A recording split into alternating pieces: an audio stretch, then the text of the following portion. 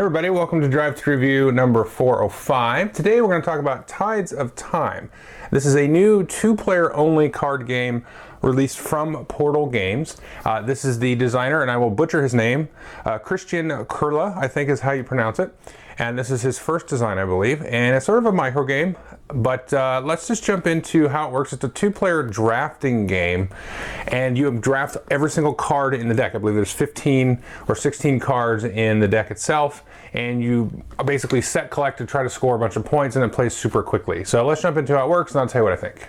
Tides of Time is set in sort of a fantasy, ancient civilization type of theme. Most importantly is the deck of cards that players will be drafting. And these are wonderfully illustrated and very clear in what their function is. The first one you can see here is called the Roof of the World, and it says double the amount of your most numerous suits, and just an awesome painting of some fantastical sort of citadel looking place. Now, what is meant by suits? Well, if you look at the next card here, we can see in the upper left hand corner there's a green leaf, and that is this card's suit. And this card also has a special ability. It says for each red tower, which is also a suit, gain 3 points. And here we've got another example. This is a different suit. This is a crown, and there's actually 5 possible suits in the game. This one says for the majority in the red towers, gain 7 points. And the final example here is also another green leaf suit, and it says for a set of basically one of each, you gain 13 points. So the way that a round's going to work is we're going to deal each player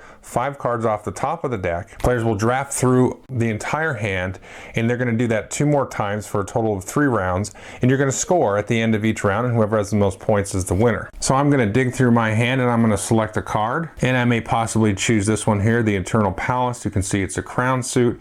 It gives the ability for each of the blue scrolls, gain 3 points. Once each player has selected a card to choose, they're going to put them face down and then simultaneously reveal the cards, and then they're going to exchange their hands and then draft again, simultaneously picking a card, revealing it, and then passing back and forth until all the cards are gone. Now at this point, each player is going to have 5 cards in front of them, and then we're going to score. So for example, we're going to take our Eternal Palace that we grabbed. It says for each of the blue scrolls, score 3 points. And in this case, we only have the 1, but we're going to go ahead and score those 3 points.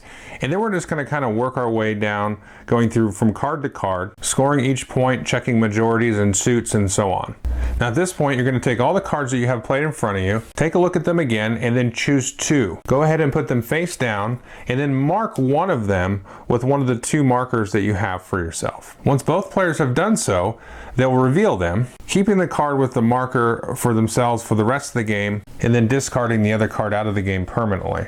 And then players will draw back up to 5 cards, draft again, one more time. They'll go ahead and use the marker again on another card to save for the final round, and then scoring points each round. And just to kind of elucidate and move into the review part of the video here, I just want to take a look at this card here. Now this says for the majority in the red towers, gain 7 points. Well, as I was going through that first deal of cards, there was only the 1 red tower in that deal of cards. So you can actually win this by just having, 1 other red tower and easily score, a quick 7 points that way. And that's one of the more fascinating parts of the game is, so let me walk you through it, because it's difficult to kind of explain this, and I think in a way that people will actually believe what I'm saying, because even the first time I played the game, I was like, yeah, this is kind of just, passing back and forth, scoring points. But, so think about it. The first card that you pick each round, that's really the only piece of information that you don't have as far as what each of you are picking. But then you immediately exchange cards, and now we know what everybody has, and we know what all the possible permutations are for scoring points that round.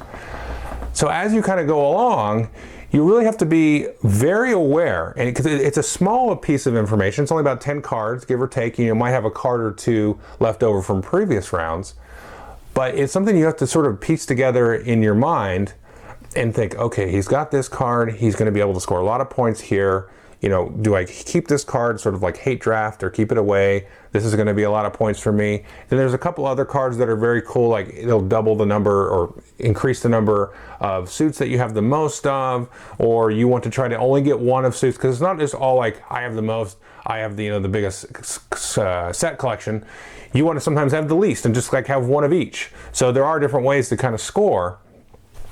but you really have to sort of pay a lot of attention to what's being passed in that first transfer. Is like, okay, now you have to really be very cognizant, and it really feels like you're sort of laying a trap for your opponent in a lot of ways. And also, once you play the game a few times, and especially over multiple sessions within sort of the same day, like you can play it a couple of times an hour, then you start to know, okay, I know what's left and I know what's still in the deck, because you go through the entire deck of cards every single time you play.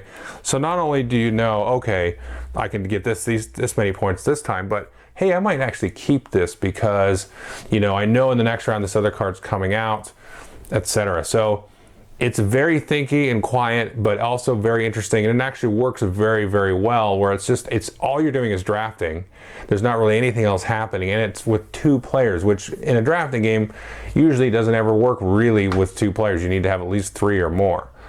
So very nice, very much in that sort of micro game vein in terms of like the level of strategy and, you know, kind of compacting everything into this small deck of cards. But again, the production is like really kind of kicks it up. The art's awesome, you know, everything's very clear. It feels really cool when you're playing. You know, you have this, I mean, the art itself is just really what puts it up. I mean, they're like these large, giant, awesome paintings. So it doesn't feel like they chinced on the production side of it, even though it's a micro game. So that's really cool too. So anyway, I would recommend this, and this definitely is staying in my collection because it sits sort of in a different kind of cerebral place than any other game I really have. So anyway, Tides of Time. Thanks.